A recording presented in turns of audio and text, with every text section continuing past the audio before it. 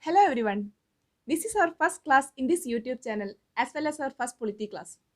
So, let us start from today with lots of prayers that all of you should become successful in life. That too by keeping all the goodness in your heart always. So, what do you mean by polity? It is an organized society, such as a nation, together with its government and administration. So, when we study about an organized society or a nation, we must surely understand the mechanisms which regulates the structure. That means definitely some laws or rules must be there to keep everything in order. Here comes the importance of the word, the constitution. So obviously, this must be the very base of the polity, that is the constitution. In syllabus, we have to study in details the formation of the constitution, then types of constitution, its salient features, then content of constitution like different articles, then what is the significance of each articles, etc. etc. So we will go to the topic constitution and we will see in details what is a constitution. So, what is a constitution? As I told you, it contains the rules, laws, and customs by which a country must be governed. It not only contains rules for state, that is powers to govern a country or a state, but it also contains rights and also duties of citizens. When you hear this, you may think that these rights, duties, then laws, etc. will be written in a single book. And this is absolutely true with regards to constitutions of nations like India, US, etc. Here, the constitution is called as written constitution. But there are some countries having unwritten constitutions as well. Now we will see what is a written constitution. Those countries having written constitution which is very elaborate and detailed and which is codified into a single document is called written constitution or codified constitution. And in places where constitution is written, constitution occupies the topmost position and not the parliament. Next, we will see what is an unwritten constitution. Some countries like Britain do not codify the laws, rules, or customs to a single document. It is written through hundreds of acts of parliament, then court cases, and different conventions. And the foundational constitutional text for UK is the Magna Carta issued by King John of England in 1215. So, the point I want to tell you is that unlike Indian constitution which is written, British constitution is unwritten. That means it is not codified to a single document or book. Rather, it comprises so many acts, cases or conventions etc. which is scattered here and there. So, in a country like Britain, where the constitution is unwritten, it is not the constitution which occupies the topmost position, but the parliament. It is said that the parliament of the Britain is so powerful that except it can convert a goat into a dog, it can do anything else. The reason why British constitution is unwritten is that it followed an evolutionary route rather than revolutionary route by India or US. So, do you think a constitution, whether it is written or unwritten, is important for a country? Yes, of course. Next, is it a good idea to rule a country without a constitution? No, because the constitution limits the powers of the government. This is called a constitutional government. And this question was asked in 2014 prelims examination. Then how this constitution limits the powers of the government? By checks and balances. Otherwise, what would have happened? There is a great probability that a government becoming an authoritarian government so that it lacks individual rights as well as freedom. Next, we will see the making of the constitution in short.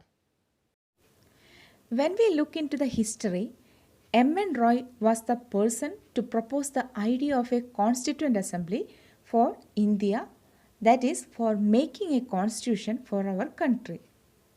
It was in 1934. Again, Jawaharlal Nehru proposed for a constituent assembly to make a constitution in 1935. Again, nothing happened for 5 years. In 1940, Britishers accepted in principle for first time the demand of a constituent assembly. So finally, do you know when this Constituent Assembly came into existence and how? It came into existence in November 1946 under the Cabinet Mission Plan by British government. Now we will see the composition of the Constituent Assembly. So finally, when Constituent Assembly came into existence by the Cabinet Mission Plan proposal in 1946, its total strength proposed was 389. Out of this 389, little more than 75% seats were allotted to British India, that is, territories controlled by Britishers. Nearly 25% were allotted to princely states. There were about 11 governors' provinces and 4 chief commissioners' provisions, and number of seats allotted to each of these 15 provinces was in proportion to the population. Though these data or numbers are not at all important for us, that is in prelims or mains examination point of view, it will give you an idea about what happened actually. This will help you to memorize the things in a logical way, and it will help you in the later stages of your studies.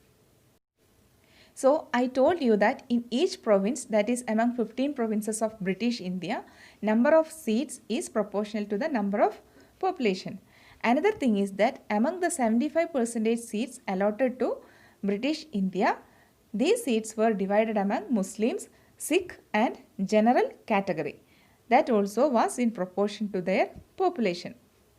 Then previously a question was asked in prelims that what type of body is a constitutional assembly, that is whether it is elected or if it is nominated. So we will see what it is. The members or representatives to the Constituent Assembly from British India was indirectly elected to it. Why? Because members of the provincial assemblies elected the members to the Constituent Assembly, and not the common people directly elected the members or representatives to the Constituent Assembly. This is the case about the representatives of Constituent Assembly from British India. Now what about princely state? There was no liberal election process in princely states like British India. Representatives were just nominated by the heads of the princely states. So finally, we reached the conclusion that our Constituent Assembly formed in November 1946 was partially elected and partially nominated body. So finally, do you know when this Constituent Assembly came into existence and how? It came into existence in November 1946 under the Cabinet Mission Plan by British government. Now we will see the composition of the Constituent Assembly. Though it was constituted in November 1946, it held its first meeting on December 9, 1946, and first President of Independent India, Dr. Rajendra Prasad, was its first President. After that, so many meetings held, so many committees were formed. Among this, the objective resolution passed by Jawaharlal Nehru is very important. Our preamble is considered as the modified version of Objectives Resolution, which contained fundamentals and philosophy. The members of the Constituent Assembly served as the nation's first parliament in the later stage after independence. So, we can say that our Constituent Assembly was preceded by Imperial Legislative Council and proceeded later as Parliament of India. So when we look into the journey of the Constituent Assembly, in November 1946, it was formed as an assembly to form a constitution for our India. But in later stages, it also worked as a legislative body, that is a body for making laws. This happened after our independence. That means this Constituent Assembly worked both as a constituent body, that is a body for making constitution, and as well as a legislative body, that is a body for making laws for our country. And finally, on November 26, 1949, when the constitution was adopted, the task of constitution making was over, and what is left is the legislative function. And this continued till the first elections of 1952. Many major and minor committees were formed inside the Constituent Assembly. These committees were given different works for the formation of the constitution. Out of the major committees, the drafting committee chaired by Dr. B.R. Ambedkar was very important one. Then it was formed after we got the independence, that is on August 29, 1947. Some important committees were Union Powers Committee, then Union Constitution Committee, then State Committee. All these three were headed by Jawaharlal Nehru. Many other major committees were also present. So many other minor committees were also present. You can just read these committees from any textbook. So, next we will see the enactment of the Constitution. So, finally, our Constitution was adopted on November 26, 1949 and enacted on January 26, 1950. That is the day Constitution took effect and commemorated on Republic Day with 395 articles, 22 parts and 8 schedules.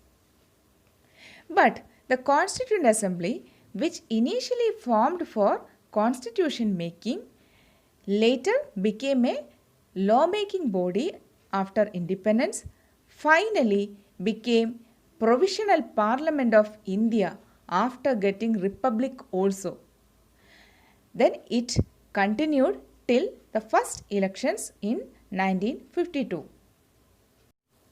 And it should be noted that our constitution was prepared and planned so well that it took over 2 years, 11 months and 17 days to draft our constitution. Dr. B.R. Ambedkar, recognized as the father of the constitution, had studied the constitutions of about 60 countries to make our constitution. So that's all about the important basic topics related to the constitution. And this is our first class and our first polity class. In the next class, that is the second polity class, we will discuss in details the other important features related to the constitution. So subscribe the channel to get the regular classes. Thank you.